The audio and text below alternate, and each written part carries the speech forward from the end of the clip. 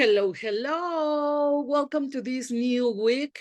Today we are going to talk about behavioral finance, which is a fascinating field that explores the psychological factors influencing financial decision making and how human emotions and cognitive biases can affect our financial choices. Um, it sheds light on why people often deviate from rational economic models and make decisions that are not entirely based on maximizing their financial outcomes. So let's get over these tricky topics of behavioral finance. The first one is understanding the psychology of money. It's a fact that psychology plays a significant role in shaping our attitudes and behaviors towards money, and understanding how we perceive and interact with money is essential for making informed financial decisions. Some of the key aspects for the psychology of money are money mindset, financial goals and values, risk tolerance, and time preference. So let's talk a little bit about each one of them. The first one, money mindset, is analyzing our beliefs and attitudes about money, which are often influenced by upbringing, cultural background, and past experiences. In the case of financial goals and values, identifying our financial goals and aligning them with our personal values to achieve financial fulfillment and purpose is part of the goal. In the part of risk tolerance, we should assess our risk tolerance and our ability and willingness to endure fluctuations in the value of our investments, which varies among each one of us. And time preference is the recognition of our very own time preference, whether we prioritize immediate gratification or are we willing to delay the rewards for some long-term benefits. The second topic I want to talk with you is about overcoming cognitive biases. And these cognitive biases are inherent mental shortcuts that can lead to this irrational decision making. Um,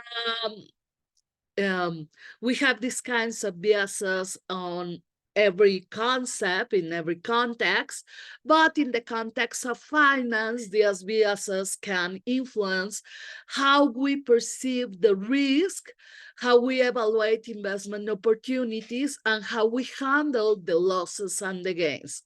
So the most common cognitive biases in behavioral finance are these ones: the confirmation bias, the loss aversion, the anchoring bias, and the overconfidence bias. So the first one, the confirmation, is this tendency to seek and favor information that support our existing beliefs and ignore the evidence that is going to contradict them. In the case of loss aversion, is the tendency to feel the pain of losses more intensely than the pleasure of gains, leading to risk adverse behavior. In the anchoring bias, is relying too heavily on the first piece of information encounter when making decisions, even if it's not relevant or accurate. And on the last one, overconfidence bias is overestimating our abilities and knowledge, which can lead to excessive risk-taking and poor financial choices. The last thing I want to share with you today is the impact of emotions in financial decision making. And emotions can significantly influence our financial decisions, often leading to impulsive or suboptimal choices. So, understanding how emotions came into play can help us manage them effectively.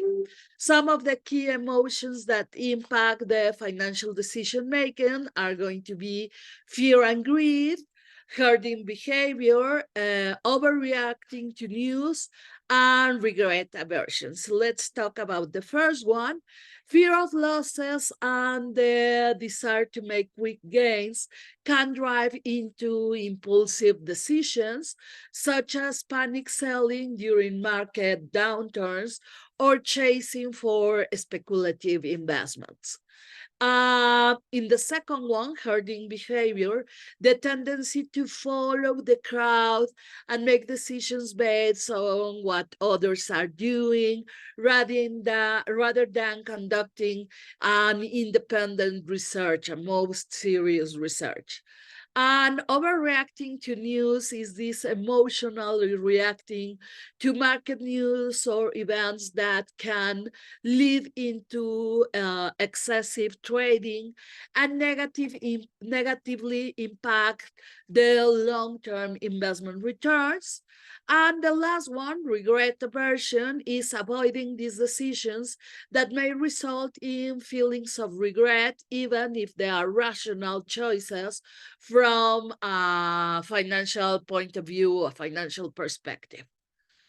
So, in conclusion, behavioral finance provides valuable insights into the psychological factors that influence the financial decision making. And if we understand of psychology of money, recognizing and overcoming the cognitive biases and managing emotions when making financial choices, we can make more rational and informed decisions. Behavioral finance reminds us that being aware of our biases and emotions is essential for achieving our financial goals and building a solid financial foundation. But by adopting a disciplined and balanced approach to financial decision making, we can go over the complexities of the financial world and work towards achieving financial well being and prosperity for all. That will be all for today. See you next time. Bye.